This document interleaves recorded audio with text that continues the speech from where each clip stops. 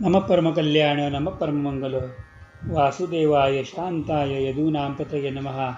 नमः परमकल्याण नमः परममंगल वासुदेवाय शांताय यदूनां पतये नमः. भगवान गोपाल कृष्ण परमात्म्यांच्या चरणी साष्टांग दंडवत असून रुक्मिणी पांडुरंगाला वंदना करून आजच्या चिंतनाला घेतलेल्या अभंगाला प्रारंभ करूयात. आजचा अभंग माऊली ज्ञानेश्वर महाराजांचा त्यांच्यावरती सद्गुरूंनी म्हणजे श्री गुरु निवृत्तीनाथांनी कृपा केल्यानंतर गुरूंची महती वर्णन करणारा असा हा अभंग. 4 चरणाचा अभंग, अतिशय सोपा असा अभंग आहे. ज्ञानेश्वर महाराज म्हणतात, सद्गुरू सारिखा सोयरा सज्जन दाविले निधान वैकुंठीचे. सद्गुरू सारिखा सोयरा सज्जन दाविले निधान वैकुंठीचे. सद्गुरू माझा जीवाचा जीवलग फेडियला पांग प्रपंचाचा. सद्गुरू माझा जीवाचा जीवलग फेडियला पांग प्रपंचाचा. सद्गुरू हा अनाथ माऊली. सद्गुरू हा अनाथ माऊली कृपेची सावली केली मज. सद्गुरू हा अनाथ माऊली कृपेची सावली केली मज. ज्ञानदेव म्हणे अवचित घडले. ज्ञानदेव म्हणे अवचित घडले निवृत्तीने दिधले निज बीज. निवृत्तीने दिधले निज बीज. सद्गुरू सारिखा सोयरा सज्जन दाविले निधान वैकुंठीचे. माऊली ज्ञानेश्वर महाराजांनी आपल्यावरती गुरुकृपा करणाऱ्या गुरूंची महती याच्यामध्ये वर्णन केली आहे. एक गोष्ट खरी की आपल्याला श्री गुरूंच्याकडून परमात्म्यांच्याकडून अनेक गोष्टी प्राप्त होतात, पण जे काय प्राप्त झाले हे आपल्याला कळलंही पाहिजे. एक साधी गंमत आहे की खरा कलाकार असतो ना, तो रागदारी गातो. त्यांनी राग तान घेत असताना गात असताना खरा कलाकार मी कोणता राग गाणार आहे हे कधीही सांगत नाही. श्रोत्यांमधून ज्या वेळेला त्या रागाची ओळख श्रोत्यांना पटते आणि त्यांची माना डोळ्याला लागतात आणि पुढच्या ताण्याची उत्सुकता श्रोत्यांच्या चेहऱ्यावरती दिसते आणि गायलेल्या ताण्यातून ते भिजून जातात, चिंब होतात, त्यावेळेला त्या गायकाला, त्या वादकाला, त्या कलाकाराला कृतकृत्य झाल्याचा आनंद मिळतो. म्हणजे जिथे स्वरांची ओळख ही सरसकट एकच आहे, करून देणारा जो आहे त्याचं सामर्थ्य मोठं आहे की जो ती स्वरांची ओळख साधकांना म्हणजे समोरच्या श्रोतृवंदांना करून देत असतो. इथे श्री गुरु जे आहेत ते तीच ओळख करून देतात की जी परमात्म्याची आहे, परमेश्वराची आहे, प्रभूची आहे. ती आपल्याला किती कळाली, आपण त्या महतीमध्ये किती आकंठ रसपान करत आहोत, आपण त्यात किती बुडलो किंवा आपण कुठपर्यंत त्याच्यामध्ये पोहोचलो हे ज्याला गुरूंना कळतं ना, त्यावेळेला श्री गुरूंचा होणारा आनंद हा अवर्णनीय आहे. या अभंगामध्ये शब्द वापरले आहेत की निवृत्तीने दिलेले निज बीज. निज बीज शब्दार्थ काय आहे नेमका, तर निज बीज म्हणजे सद्गुरूंच्या अंतःकरणामध्ये त्यांच्या सद्गुरूंनी प्रेरित केलेलं जे बीज होतं, मूळ तत्त्व जे होतं, ते मूळ तत्त्व, ते बीज त्यांनी मला दिलं. आणि घडलं कसं तर अवचित, अनपेक्षितपणे. हे मला माहिती नव्हतं, पण गुरूंना माहिती होतं. आणि त्या गुरूंना माहिती होतं, योग्य वेळा गुरूंनी ठरवली, श्री गुरूंनी योग्य वेळ ठरवली आणि श्री गुरूंनी कृपा केली. पण श्री गुरूंनी कृपा केलेली आहे हे मला कळायला वेळ लागला. पण मला जेव्हा कळालं त्याला मला ही गोष्ट लक्षात आली की निवृत्तीनाथांनी त्यांचं निजबीज जे आहे ते माझ्या हाती सोपवलेलं आहे, दिलेलं आहे. फार सुंदर असा हा गुरुमहिमा वर्णन करणारा अभंग. सद्गुरूंवरती तर खूप जण बोललेले. श्री गुरूंवरती सगळ्यात जास्त जर कोण बोलला असेल तर भगवान शंकर बोललेले. आजपर्यंत ब्रह्मांडामध्ये गुरुवरती किंवा गुरुतत्वावरती जे भाष्य सगळ्या साधकांनी केलं असेल किंवा कोणी केलं असेल त्यापैकी सगळ्यात जास्त वर्णन श्री गुरूंचं भगवान शंकरांनी केलेलं आहे. शंकरांनी पार्वतीला जी गुरुगीता सांगितली की जी गुरुचरित्रामध्ये पण येते किंवा गुरुगीता स्वतंत्र विषय आहे, त्याच्यामध्ये हे परमतत्व, परम रहस्य भगवान शंकरांनी मांडलं. आणि ते स्वतः गुरु आहेत आणि त्यामुळे त्यांनी त्यांच्या मुखानेच हे परमतत्व पार्वतीला सांगितलं आणि पार्वतीचं निमित्त होऊन सुतांच्याकडून सर्व आपल्यापर्यंत पोहोचलं. हा फार मोठा भाग. तर अखंड मंडलाकारं व्याप्तम येन चराचरम तत्पदम दर्शितम येन तस्मै श्री गुरवे नमः. ही गुरूंची सगळ्यात मोठी व्याख्या आहे. व्याख्या काय तर अखंड मंडलाकारं व्याप्तम येन चराचरम तत्पदम दर्शितम येन. तस्मै श्री गुरुवे नमः. या पूर्ण ब्रह्मांड हे जे गोल फिरते कोणावरती तरी आणि अखंडरित्या मंडलाकार फिरतंय, हे अखंड संपूर्ण ब्रह्मांड, ग्रह, गोल, नक्षत्र, तारकापुंज, सूर्यमालिका, अनेक सूर्यमालिका, आपल्या एका सूर्यमालिकेच्या भोवती 10 ग्रह फिरत आहेत. अशा हजारो सूर्यमालिका आहेत आणि अशा किमान 14 भुवनं तर आहेत की पृथ्वीप्रमाणे एकदम मानवी वस्ती आहे, असं अध्यात्मातलं प्रतिपादन आहे. आणि सगळ्याचे स्वामी भगवान शंकर आहेत. आणि ते शंकर भगवान पार्वतीला सांगताना वर्णन करतात की अखंड मंडलाकारम, हे अखंड मंडलाकार फिरत आहेत. व्याप्तम येन चराचरम, ज्यांनी संपूर्ण चर आणि आचर व्याप्त केलेलं आहे. तत्पदम दर्शितम येन, तर ते जे काही आहेत की ज्यांच्या भोवती सगळं फिरतं आहे ते पद जे दाखवतात, तत्पदम दर्शितम येन तस्मै श्री गुरुवे नमः, त्या गुरूंना मी वंदना करतो की ते दाखवतात. हा गुरुगीतेतला एक अत्यंत गोपनीय असा मंत्र आहे, गोपनीय असं तत्त्व आहे, गोपनीय परमतत्व आहे. आणि यालाच नाव ज्ञानेश्वर महाराजांनी निधान सांगितलं आहे. मला निधान सापडलं, मला घबाड सापडलं, मला पृथ्वीच्या पोटात लपलेलं धन सापडलं, तसं मला सद्गुरूंनी हे कृपादान करून फार मोठं रहस्य माझ्या हातामध्ये दिलं. मग नेमके सद्गुरू काय असतात, सद्गुरू नेमकं काय काम करतात, श्रीगुरू काय करतात? आता श्रीगुरू, सद्गुरू, परमगुरू, परात्पर गुरु, परमेष्ठी गुरु, हे सगळे गुरूंचे वेगवेगळ्या व्याख्या किंवा याच्यामध्ये आपल्याला आता शिरायचं नाही आहे. फक्त सद्गुरू हे प्रकार काय आहे ते आपण लक्षात घेऊ. या अखंड ब्रह्मांडामध्ये जे एक शाश्वत सत्य तत्त्व जे शिल्लक राहतं व ज्या तत्त्वावरती संपूर्ण ब्रह्मांड चालतं, ते तत्त्व जे आहे ते सत्य, हे सततत्व आहे. आणि सततत्वाचा अंगीकार केलेला आहे. आणि सततत्वाची जे आपल्याशी ओळख करून देतात आणि आपल्यालाही त्या सततत्वावरती स्थिर करतात, ते सद्गुरू आहेत, ते गुरु आहेत. गुरु शब्दाचा अर्थ सांगत असताना शंकर भगवंतांनी सांगितलं गुकारस्त्वंधकारस्य, सगळ्यात पहिल्यांदा गुरुतत्वामध्ये अंधकाराचं भाष्य आहे. गुकारस्त्वंधकारस्य, की माझ्या भोवती असलेला मी कोण आहे, मी काय करतोय, मी कुठून आलो, मला कुठे जायचं आहे, माझा जन्म झाला, मी गर्भवासामध्ये होतो, त्यातलं काहीही आठवत नाही. माझं बालपणातले काही विजय सगळे प्रसंग मला आठवत नाहीत. तरुणपणातल्या पण सगळ्या गोष्टी नीट लक्षात आहे, सुसंगत आहेत असंही नाही. उद्या मी कुठे आहे ते मला माहिती नाही, किंवा पुढच्या क्षणी काय घडणार हे मला काहीही माहिती नाही. म्हणजे एका प्रकारातून माझ्या डोळ्यापुढे अंधकार आहे.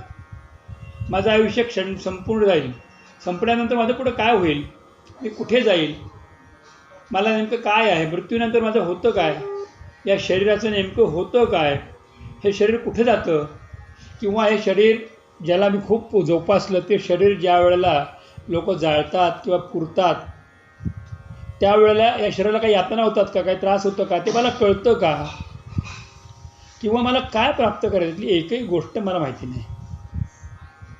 किंबहुना या शरीराचा मी नीटचा उपयोगही करू शकलो नाही. अध्यात्मामध्ये असं म्हटलं जातं की भगवंताने दिलेल्या एकूण शक्तीच्या जास्तीत जास्त 2 ते 3% उपयोग मनुष्य करतो. संत सज्जन 50% उपयोग करतात. आणि 98% शक्ती भगवंताने दिलेली ही सर्वसामान्य माणसं वाया घालवत असतात. म्हणजे असं आपण की आपल्या हातामध्ये जर स्मार्टफोन आला तर आपण फक्त फोन आला, फोन घेतला, फोन ठेवला, एखाद्याला मेसेज केला, एखाद्या सॉफ्टवेअर डाउनलोड केलं, एखाद्या गोष्टी मागच्या पुढच्या बघितलं, एवढंच आपल्याला माहिती आहे. पण त्या मोबाईलमध्ये आतमध्ये किती फंक्शन्स आहेत, एकाला काय काय काम करू शकतं, त्याकडे किती काम करून घेता येतं. बहुतेक स्मार्टफोन वापरणारे सुद्धा 10%च्या वर त्या फोनचा वापर करत नाहीत. कितीतरी गोष्टी त्याच्या बसून त्या अनभिज्ञ असतात. फक्त फोन आला, फोन घेतला, फोन ठेवला, यूट्यूब बघितली, हे बघितलं, ते बघितलं, एवढंच आपण बघतो करतोय. पण त्याच्यापेक्षाही फोनमध्ये अजून काही भरलेलं आहे, तसं या सृष्टीत अजून काही भरलेलं आहे. पण ते काय आहे ते माहिती नाही, म्हणून अंधकार आहे. म्हणून गुरुशब्दाचा प्रथम अर्थ आहे गुकारस्त्वंधकारस्य, की माझ्या अवतीभोवती संपूर्ण अंधकार असताना ऋकारस तेज उच्चेते, ऋ हा तेजाचा एक प्रचंड लोळ येतो. अध्यात्मशास्त्रामध्ये रम अग्नितत्वाचं बीज आहे आणि गम हे अज्ञान तत्वाकडे घेऊन जातं. पण त्या अग्नितत्वाच्या बीजाच्या केवळ आगमनामुळे त्या अंधकाराच्या मागे उजेड आल्याबरोबर अंधकार नष्ट होतो आणि डोळ्याला लख्ख दिसायला लागतं. तर गुरु म्हणजे काय? तर अंधकाराचा नाश करून डोळ्यापुढे लख्ख एका वेळेला सूर्यप्रकट झाल्यानंतर 10ही दिशांना प्रकाश पडतो, तसं जे प्रकाश टाकतात ते गुरु असतात.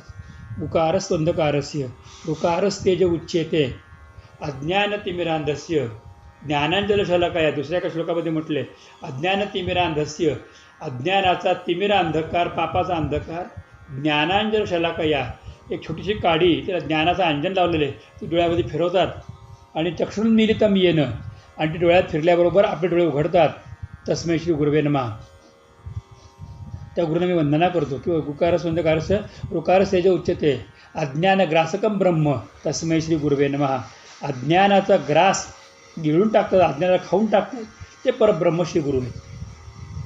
मग गुरु नेमकं मला काय देतात, गुरु माझं काय करतात?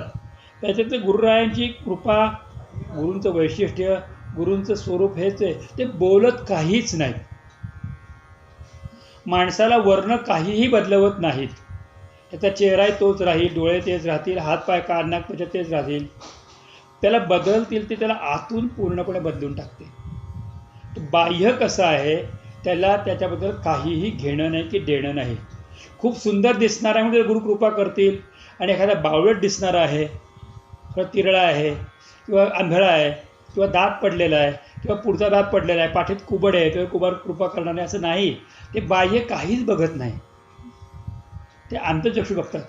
अष्टावक्र नावाचे जे मुनी होऊन गेले त्यांच्यासमोर महान ज्ञानसंपन्न असा जनक राजा होता. जनक राजाचा एक पाय अग्नीमध्ये आणि एका पायाला दासी मर्दन करतात, सेवा करतात, अशी जनकाची अवस्था होती.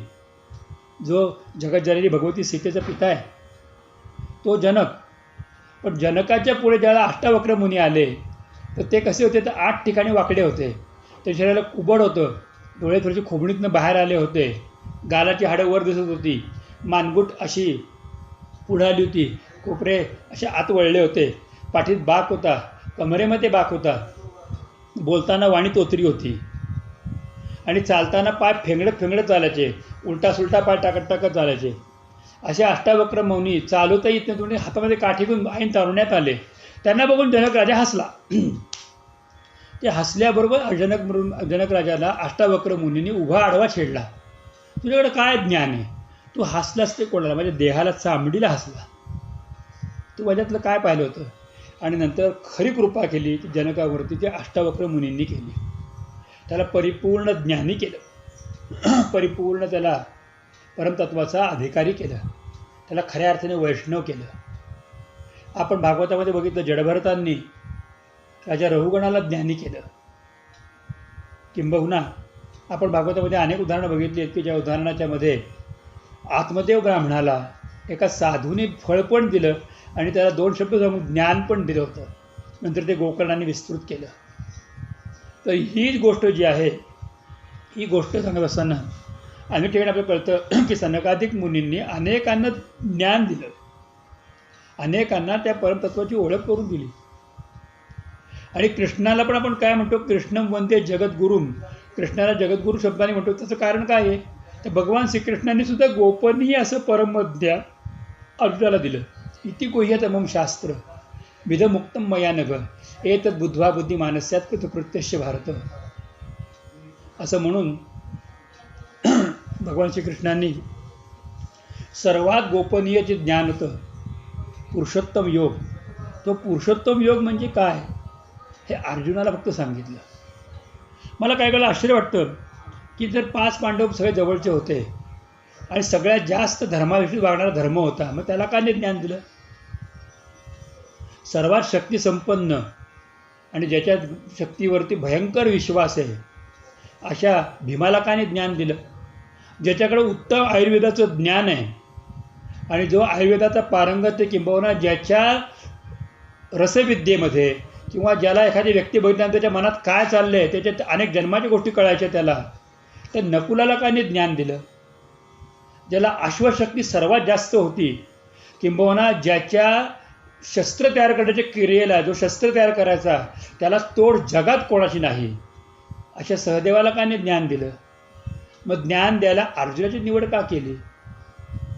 का अर्जुन अर्जुनाने ते किती वेळा भगवंताची चेष्टा केली, टिंगल केली आहे, पण तरी भगवंताने त्याच्याशी सर्व रूपाने एकत्रित केलं. आपल्याला माहिती आहे की ज्या वेळेला द्रौपदीच्या स्वयंवराचा प्रसंग होता, त्यावेळेला हा प्रसंग महाभारतामध्ये नीट वाचावा, फार छान प्रसंग दिला आहे. गुरु म्हणजे काय, सद्गुरू म्हणजे काय हे सांगण्यासाठी मी सगळा प्रपंच चालला आहे. कृष्ण म्हणजे जगद्गुरू.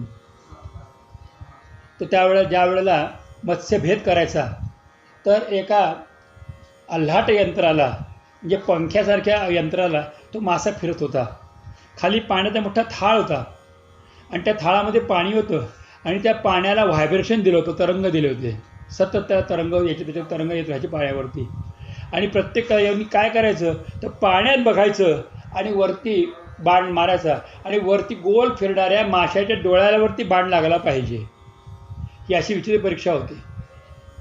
भगवंतांनी सगळ्यांपेक्षा अर्जुनासाठी की तू जा म्हटल्यानंतर अर्जुनाला, त्याला भगवंताने अर्जुनाच्या कानात एवढं सांगितलं, अर्जुना फक्त लक्ष तू दे त्या माशाच्या डोळ्याकडे, बाकी काही बघू नको, लोक बघू नको, इकडे तिकडे काहीही बघू नको, फिरणाऱ्या माशाच्या डोळ्याकडे बघ, तुझं काम तेवढंच आहे.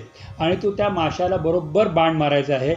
त्यावेळेला तू विरासनामध्ये बस, खाली पाण्यामध्ये बघ आणि वरती तू बाण मार, आणि तू काळजी करू नको, तुझ्याबरोबर मी आहे. अर्जुने हसत कृष्णाला चिष्टेत विचारलं, अरे बाण मारणार मी, शक्ती माझी, पराक्रम माझा, सगळे प्रयत्न माझे, आणि तू माझ्याबरोबर मग श्रेय का घेतो रे, तुझा विचार काय नेमका. भगवान श्रीकृष्णाने पाठीवर थोपटलं आणि सांगितलं, अर्जुन तुझं म्हणणं बरोबर आहे, बाण तू मारणार आहेस, माशाचा बस्तवेद तू करणार आहेस, द्रौपदी तुला मिळणार आहे, पण मी श्रेय का घेतो, मी श्रेय घेत नाही, श्रेय तुलाच मिळणार आहे, मग तू काय काम करणार आहेस. तर भगवंताने सांगितलं की अतिशय तरंग जरी पाण्यावरती असले तरीही त्या तरंगांना आणि तुझ्या मनाला शांत ठेवण्याचं काम मी करणार आहे. तर पाण्यातल्या तरंगांना शांत करणं, सामुद्रोही तरंगा क्वचन समुद्र नतारंगा, शंकराचार्य म्हणतात की समुद्र लाटांचा समुद्र, समुद्राच्या लाटा, तर समुद्राच्या लाटा हे शब्द योग्य आहेत. लाटांचा समुद्र असं म्हणतात कारण समुद्र लाटा हे आहेतच. तर त्यामुळे लाटा शांत करणे ती सोपी गोष्ट नाही आहे. मग त्या लाटा अंतःकरणातल्या असोत का पाण्यातल्या असोत, त्या लाटा शांत करण्याची साधी गोष्ट नाही. भल्या भल्या लोकांनासुद्धा आपल्या विचारांना थांबवता आलेलं नाही. भल्या भल्या लोकांना भूतकाळातून बाहेर पडता आलं नाही.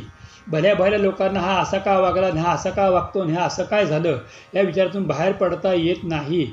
भल्या भले लोक 2 शब्दांमध्ये अडकलेत. ह्या अख्ख्या ब्रह्मांडामध्ये 1-2 शब्द जे आहेत, हे 2 शब्द जरा कळले ना, तोच फक्त अध्यात्मात पुढे जातो. बरं, ह्या 2 शब्दांची ओळख अनेकांना झालेली नाही.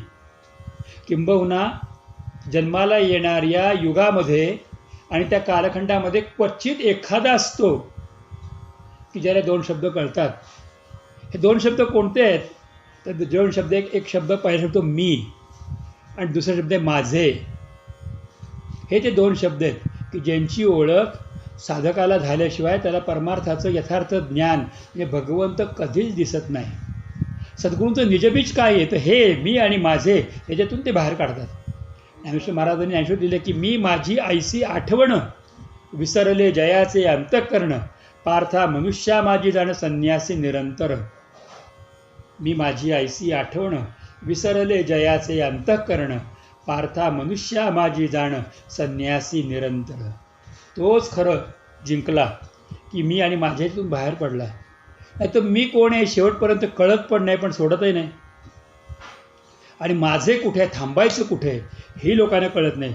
मी माझं माझं माझं करता करता करता अख्खं आयुष्य जातं, पण माझं म्हणजे काय याची उलगडा होत नाही. अर्जुनाला हेच सांगितलं की त्या पात्रातल्या पाण्याला आणि तुझ्या अंतःकरणातल्या विचारांना शांत करण्याचं काम मी करेन. आता बाण मारायचं काय व्हायचं तू ठरव. आणि तेच केलं. अर्जुन पुढे गेला आणि पात्रामध्ये बघितलं, त्या लाटा, त्या थरथर थरथर करणारं पाणी बघितलं, तरंग बघितले की त्यात माशाचं चित्र स्पष्ट दिसतच नाही आहे. आणि त्याला पाण्या बघता बघता तिरक्यांतराने कृष्णाकडे बघितलं. कृष्णाने नुसतं सांगितलं हो मी आहे. आणि दुसऱ्याच क्षणी ते पाणी थरथरणारं फक्त अर्जुनापुरतं शांत झालं. आणि विचारामध्ये पडलेलं मन अर्जुनापुरतं शांत झालं. आणि अर्जुनाने फक्त बघितलं. आणि त्याला दिसलं की आल्हाट यंत्र फिरतंय, पंखा फिरतोय, मासाही फिरतोय, पण फिरणाऱ्या माशाचा फक्त डोळा अर्जुनाला दिसतोय. आणि अर्जुनाने विचार केला की किती बाण सोडू, म्हणजे बाळ तो मासाचा भेद होईल. आणि बाकी फक्त विचार केला नाही, फक्त त्यांनी बघितलं, खाली बघितलं, बाण लावला, पहिलाच सोडला, मत्स्याच्या डोळ्याबरोबर बाण गेला, मत्स्यभेद झाला, यंत्रही बंद पडलं, खालचं पाणी थांबलं, लोकांनी टाळ्यांचा कडकडाट केला. अर्जुनाने फक्त कृष्णांच्याकडे बघितलं आणि पुन्हा मान खाली घातली. हे जमलं फक्त तुमच्यामुळे, कारण तुम्ही माझ्या अंतःकरणातला मी अर्जुन धनुर्धारी याला पहिल्यांदा मारलात, आणि माझं हे कर्तव्य मी करू शकतो यालाही तुम्ही मारलं. आणि हे ज्या वेळेला अर्जुनामध्ये क्षमता आहे हे भगवंताला कळालं, त्याला भगवंताने फक्त गीता सांगण्याचं निमित्त आणि गीता सांगण्यासाठी सत्शिष्य अर्जुन निवडला. ना धर्म निवडला, ना भीम निवडला, ना नकुल निवडला, ना सहदेव निवडला. प्रत्येकाकडे प्रचंड कला होत्या, पण चित्ताची एकाग्रता करून ऐकण्याची कला फक्त आणि फक्त आणि फक्त अर्जुनाकडे होती. ऐकणे, जे सांगतात ते वाक्य ऐकून त्या वाक्याप्रमाणे, ज्याप्रमाणे रेल्वेचं चाक खालच्या रुळाला कधीही सोडत नाही, ते रेल्वेच्या पटरीला धरूनच चालतं, तसं जो फक्त सद्गुरूंना धरूनच चालतो तो फक्त त्यांचं ऐकतो. अन्य कुठलंही ऐकण्या हा प्रकार त्याला माहितीच नाही, दुसरं काही आहे हे जगात त्याला ज्ञानच नाही. त्या गोष्टीचं वर्णन माऊली ज्ञानेश्वर महाराज या अभंगामध्ये करतायत. माझे गुरु म्हणजे नेमकं काय आहे, त्यांनी मला काय दिलं आणि ते काय सांगतात, हा गुरुच्या कृपेचा नव्हे तर गुरूंच्या परमतत्वाचा महिमा वर्णन करणारा हा दिव्य अभंग आहे. आणि ते म्हणतात की सद्गुरूंसारखा सोयरा, म्हणजे सोय जाणे तो सोयरा, मगाशी आपण सांगितलं ती गोष्ट बरोबर आहे, पण सोय जाणारा नसून तो मला त्या मार्गाला घेऊन जाणारा म्हणून तो सोयरा. आणि कसे सज्जन, सज्जन, मला एकट्याला नाही, अशा अनेकांना ते घेऊन जाणारे आहेत, ते सज्जन आहेत. आणि दाविल निधान वैकुंठीचे त्यांनी कृपा काय केली तर मला पहिल्याच क्षणी डोक्यावरती हात ठेवला, माझ्यातलं मी आणि माझं नष्ट केलं. आणि मग मी माझं नष्ट राहतं काय तर जे सृष्टीच्या आरंभीही होतं, सृष्टिकालामध्येही आहे आणि सृष्टीच्या अंतीही राहणार आहे, हे जे परमतत्व सत्य आहे, ते सत्य सत्यात्मकम ज्याला भागवतामध्ये म्हटलेलं आहे, ते सत्य जे आहे ते सत्य म्हणजे भगवान श्रीकृष्ण, ते निधान आहे, ते वैकुंठीत नित्य निवास करतं, ते निधान सद्गुरूंनी मला दाखवलं. फार सुंदर अशी कृपा माझ्यावरती केली. आणि त्यावेळेला सद्गुरू म्हणजे नेमकं काय आहे त्याचं वर्णन करून सांगितलं की आम्ही देह आणि आत्मा किती जवळचे मानतो. देह हाच आत्मा आहे, आत्मा देह मानतो, पण प्रत्यक्ष देह वेगळा, आत्मा वेगळा आहे. पण एक गोष्ट मला कळालं की जीवाचा जीवलग म्हणजे प्रत्येक जीवाच्या बरोबर एक अज्ञात नावाने सद्गुरू बरोबर असतात. भागवतामध्ये त्या अज्ञाताचं वर्णन आलेलं आहे पुरंजनाच्या कथेमध्ये, की त्या अज्ञाताने प्रत्येक वेळा त्याला जागा केलं पुरंजनाला. आपण कथा भागवतामध्ये ऐकलीच चौथ्या स्कंदामध्ये.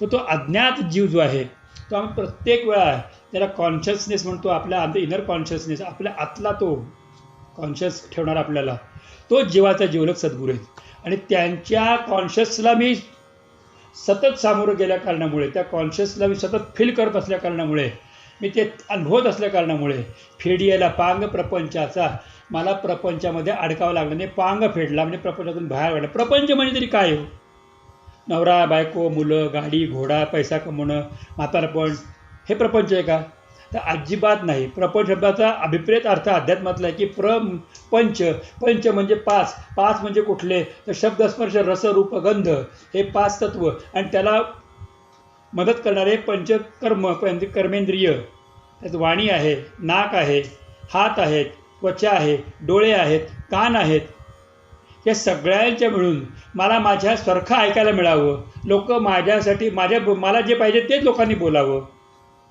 मला जे ऐकावसाठी तेच लोकांनी बोललं पाहिजे, मला जे हवं त्याला मला मिळालं पाहिजे.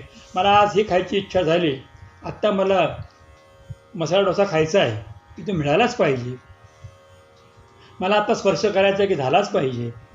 हाच तर प्रपंच आहे. आणि त्यामुळे तर संतांनी सांगितले की प्रपंचाचे ताक तुम्ही साठवले घरी,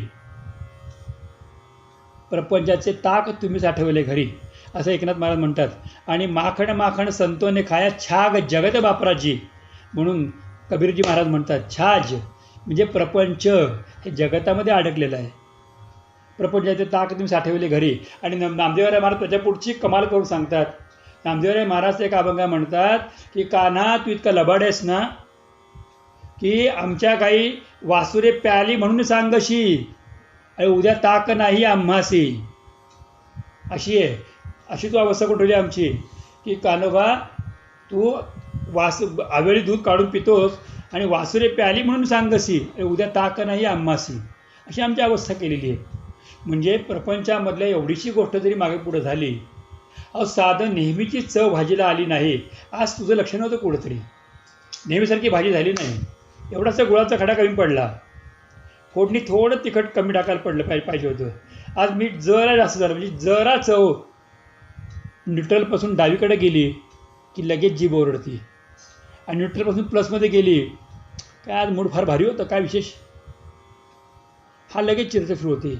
म्हणजे चवीच्या बाबतीत ते, डोळ्यांच्या बाबतीमध्ये तेच, मला पाहिजे तेच मी बघणार, मी भगवंताकडे बघणार नाही. किती वेळा असं होतं की काय बघायचं त्या मंदिरात पांडुरंगाकडे, प्रत्येक वेळा तिथं काय करायचं आहे, तीच गर्दी, तो चिखल, तीच घाण, तीच राडा, तीच माती, पण तुम्ही ते बघायला आलेले आहात का? मला पाहिजे तेच बघणार, मला पाहिजे तिथंच जाणार. शब्दस्पर्श रसरूप गंधमध्ये आम्ही अडकलेले आहोत. तर फेडियाला पांग फेडले म्हणजे काय केलं, त्यातून मुक्त केलं प्रपंचाच्या. या सद्गुरूंनी माझ्या जीवाचे जीवलक झाले आणि त्यांनी पहिल्यांदा काय केलं तर मी माझ्यानंतर प्रपंचामध्ये अडकलेला मला सोडवलं. पहिलं मी माझं सोडवणूक केली आणि दुसरं सोडवलं ते प्रपंचातून सोडवणूक केली. प्रपंच म्हणजे केवळ संसार नाही, तर ज्ञानेश्वर महाराजांना कुठं संसार होता, त्यांना कुठे, त्यांना बायका मुलं आहेत किंवा आपल्यासारखं काही मागं पुढं आहे, पण तरीही पांग प्रपंचाचा म्हणजे कधीतरी काहीतरी खावंसं वाटणं किंवा काहीतरी करावंसं वाटणं, माझ्या जीवीची आवडी म्हणणं, या सगळ्यातून त्यांनी बाहेर काढलं. तिसरं सद्गुरूंचं वर्णन करता करता ज्ञानेश्वर महाराजांची वाणी अधिक गंभीर होती आणि प्रेमळ होते. ते म्हणतात सद्गुरू अनाथांची माऊली. जेवढे म्हणून जगामध्ये अनाथ आहेत, म्हणजे सामान्य आहेत, ज्यांच्याकडे काही विशेष काही गोष्ट नाही, ते गुरूंना फार आवडतात. आमचे महाराज, माझे महाराज नेहमी म्हणायचे की मेरे गुरु बहुत बडे, उनके 4 घोडे और 4 येडे. आणि मला ते नेहमी म्हणते मुकुंदा फक्त तू 8 माणसं गोळा कर, तुझं अध्यात्म चांगलं होईल. म्हटलं कोणते 8 माणसं? म्हटलं 4 घोडे पकड आणि 4 येडे पकड. म्हणजे काय, तर घोडे म्हणजे पुढे पुढे करून पुढे पुढे पळणारी माणसं, कसं वागायचं नाही हे तुला कळेल. आणि 4 येडे पकड म्हणजे असे येडे की वाटेल ते झालं तरी ते सद्गुरूंची आणि त्या परंपरेची साथ सोडणार नाहीत, अखंड चिटकून राहतात. भगवंताला कसे प्रसंग येऊन चिटकून राहतात. आपल्या परिवारामध्ये महाराजांचा एक वेडा शिष्य आज भगवंताच्या कृपेने जिवंत, त्यांना देवाने आयुष्य द्यावं. त्या वेड्या शिष्यावरती एवढे वाईट प्रसंग आले, पण खराच तो वेडा. त्या वेड्याच्या आयुष्यामध्ये त्याचा करता सवरता मुलगा, सून 3 महिन्याची गरोदर असताना तो मुलगा रेल्वेच्या खाली सापडून मेला. आणि त्याला तो वाईट अवस्थेमध्ये होता, दारू वगैरे प्यायला होता. त्याला वाटलं होतं की आता हा सगळ्यातनं बाहेर पडेल. आणि त्याची बायको म्हटली तुम्ही एवढं देवाचं करता, तुम्हाला देव का आडवा आला नाही. पण ज्या त्याची माझी भेट झाली त्याला म्हटलं की महाराज फक्त चांगल्या गोष्टी ठेवतात, ज्या गोष्टी चुकीच्या तो ठेवत नाहीत. माझा मुलगा कुठे चुकीच्या मार्गावरती होता म्हणून त्याला ठेवलं नाही. दुसरा मुलगा होता, तो दुसरा मुलगाही वाईट मार्गाला गेला. त्यांनी वडिलांना प्रचंड मारलं, सगळं सोडलं त्यांनी आणि एका छोट्याशा झोपडीत जाऊन राहायला लागला. पण कोणालाही बोलला नाही, फक्त माझ्याशी बोलताना एकदा बोलला की महाराज पोराने मला मुस्काडामध्ये मारली, आता राहिलं काय. एकच गोष्ट आहे की जे माझं नाही ते बाजूला गेलं, माझे फक्त बाबा आहेत आणि बाबांना सोडणार नाहीत. त्याला मला महाराज शब्दाची आठवण आली की हमारे गुरु महाराज बहुत बडे, 4 घोडे और 4 येडे. पण काही लोकांना पुढं करण्याची सवय असते, ते फुकटच मोठेपणा घेतात, आपल्या कामाची जाहिरात करतात, नको त्या ठिकाणी नको ते संबंध वाढवतात, नको त्यावेळेला महाराजांच्या बरोबरच्या लोकांशी संबंध ठेवतात, नको तितक्या गोष्टी आपल्याजवळ ओढून घेतात आणि नको तितकं जवळीक दुसरे साधायचा प्रयत्न करतात. ते महाराजांना जवळ करत नाहीत, ते दुर्दैवाने शिष्यांना इतरांना जवळ करतात. या लोकांना महाराज कशी मदत करू शकतील. त्या अभंगाच्या 3ऱ्या चरणात सांगितलं की सद्गुरू अनाथांची माऊली आहे. जे खरोखर महाराजांवरती किंवा त्यांच्या कृपेच्यासाठी म्हणून जे प्रयत्नशील असतात ना, त्यांच्यावरती त्यांची कृपा अगाध होते. त्यांच्यासाठी ज्याप्रमाणे भर 12 वाजता उन्हामध्ये सुद्धा झाड शांत असतं, ते ऊन सहन करतं, पण खाली बसणाऱ्या वाटसरूला बाकी पूर्णपणे सावली देतं. तसं भर 12 वाजता ज्या प्रपंचामध्ये सगळ्यात मोठं ऊन 10 त्रास येत असतो, त्यावेळेला सद्गुरुराय त्या शिष्याला आपल्या सावलीमध्ये निवांत पाणी पी आणि 2 घटका आराम कर म्हणून सांगत असतात. आणि त्याला आराम देतात आणि त्याला आरामाचा अधिकारी करतात. आराम कल्पवृक्षाणाम विराम सकलापदाम अभिराम स्त्रीलोकांना राम श्रीमानसानं प्रभू असा आनंद देतात. आणि म्हणून सद्गुरू हा अनाथाची माऊली कृपेची सावली केली माझ्यावरती कृपेची एवढी सावली केली की माझ्या आयुष्यामध्ये रणरण तर ऊनच नाही. डोक्यावर छत्री धरायची तर हात अडकून पडतो, पण गुरुने अशी सावली केली धरली माझ्या डोक्यावरती की त्यावेळी माझे हात अडकलेले नाहीत. म्हणजे दोन्ही हात मोकळे आहेत, दोन्ही पाय मोकळे आहेत, सगळे इंद्रिय मोकळे आहेत. मी दोन्ही हाताने भगवंताचं भजन करावं एवढीच फक्त अपेक्षा आहे. इतकी परमकृपा माझ्यावरती केली. आणि तेव्हा ज्ञानेश्वर महाराज म्हणतात की ज्ञानदेव म्हणे औचित्य घडले. 4थ्या चरणात म्हणतात की निवृत्तीने दिसले निज बीज. महाराज म्हणतात की आकस्मिक गोष्ट अशी जी घडली की ती निवृत्तीनाथाने माझ्यावरती कृपा केली आणि मला निजबीज म्हणजे ब्रह्मस्वरूपाचे ज्ञान करून दिले. मला ब्रह्मस्वरूपाचं ज्ञान करून दिलं की आता त्यांनी इतकं गच्च भरलं, इतकं भांडं भरून दिलं की ते मी पिऊनसुद्धा सेवितो हा रस वाटितो अनेका. मी तर पितोच आहे पितो आणि अनेकांना देतो, तरी हे भांडं कधी संपत नाही. ज्ञानेश्वर महाराजांना असं गुरुने भांडं भरून दिलं की आज 750 वर्ष झाली तरीही अजून जो कोणी केवळ माऊली माऊली माऊली 3दा म्हणेल किंवा इंद्रायणीमध्ये एकदा स्नान करेल किंवा समाधीवरती एकदा डोकं टेकेल, त्याचं अख्खं आयुष्य उद्धरून जातं. माझ्या माहितीमध्ये एक भक्त होते, भगवंताचे माऊलींचे भक्त. त्यांनी नवीन कपडा अंगाला कधी लावलाच नाही. त्यांना कधी कपडा दिला की ते इंद्रायणीमध्ये बुडवायचे आणि इंद्रायणीच्या पाण्यात कपडा धुतला गेला की मग ते घालायचे. तर त्यांचं ते एक वैशिष्ट्य होतं इंद्रायणीच्या पाण्यामध्ये. पण तरीही त्यांना ते भेट झाल्यानंतर महाराजांनी त्यांना सांगितलं होतं, अरे नुसता इंद्रायणीमध्ये कपडा बुडवला, तू कधी बुडणार? त्याचा अर्थ त्या माणसाला कधी कळलाच नाही. तर ते म्हटले की हे जरा आगाऊ आहेत, माझं महत्त्व तुम्हाला कळत नाहीत. मला दांडेकरांनी पण मला मानलं. दांडेकर मला मानत होते, गौरी दांडेकर. मला सौनपंत दांडेकर मानत होते, दोन्ही दांडेकरांचं नाव घेतलं.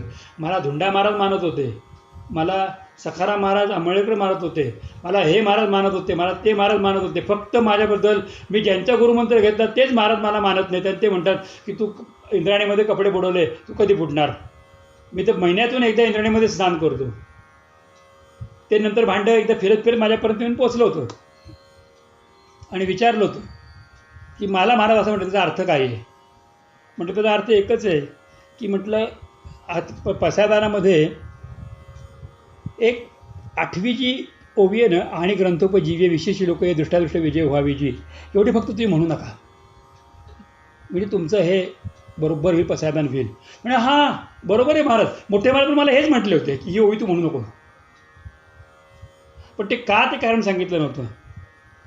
म्हटलं तुम्ही स्वतः स्वयंभू आहात, तुम्ही ज्ञानेश्वर महाराजांना महिन्यातून एकदा भेटता, आमची कार्तिकीला भेटी असतील आणि तुम्ही आळंदीच्या पाण्यात कपडा बुडवल्याशिवाय वापरू शकत नाही.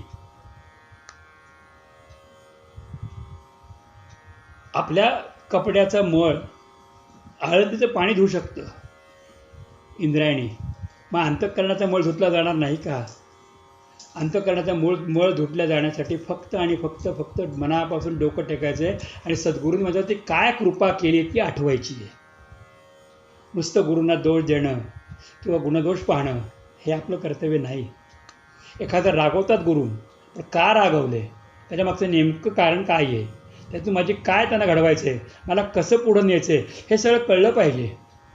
ज्या वेळेला आपण या सगळ्याच्या पलीकडे जाऊन मग का फोन केला होता, मग का आठवण केली, मग तुम्ही असं का म्हटले, मग तुमच्या मनात असा विचार का आला, ज्या वेळेला आपल्यासमोर काय येतो त्यावेळेला ऐकातला आई आपण विसरलेलो असतो. ऐका जर डोकं कानामध्ये असेल ना तर सद्गुरू सोयरा सज्जन असतात. पण ऐकायच्या ऐवजी आपण जर प्रत्येकाला का, सो व्हॉट असं जर करत गेलं तर आपल्याला कधीच कळणार नाही.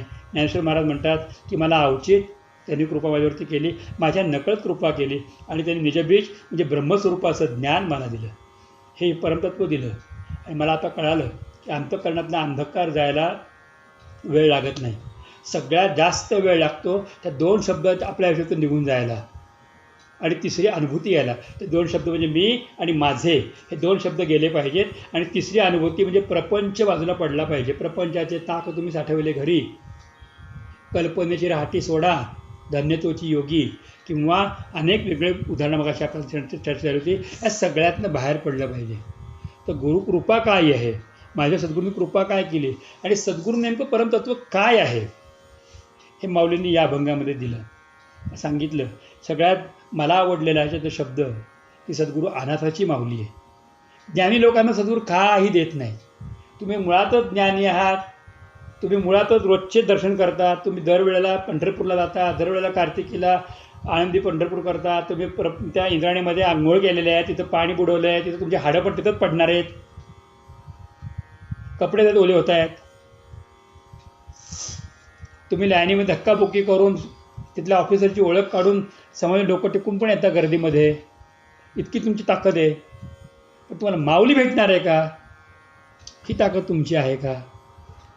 तर तुम्हाला माऊली भेटलेली पण कळत नाही की मला माऊली भेटली, माऊली माझ्याजवळ होती, हे कळायला पाहिजे. त्यासाठी 4 वेडे, त्यातलं एक वेडा आपण व्हायला पाहिजे.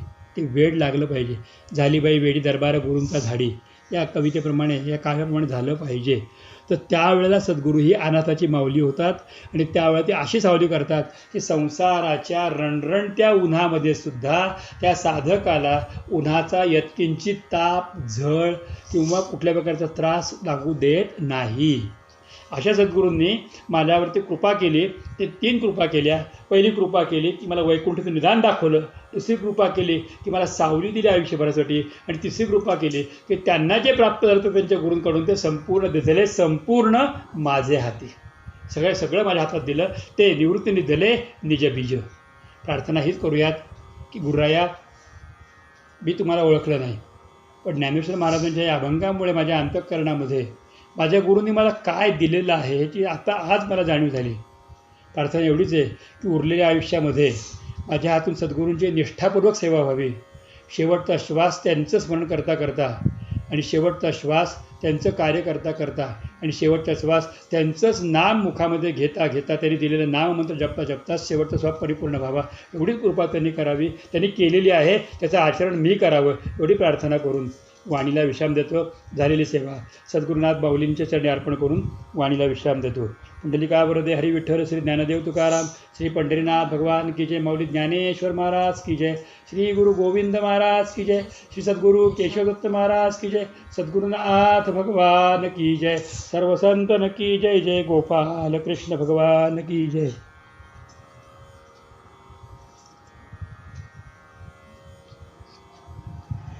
मला अत्यंत प्रेमपूर्वक सर्वांना जय श्री कृष्ण, नमस्कार. जय श्री कृष्ण, जय श्री कृष्ण, जय श्री कृष्ण.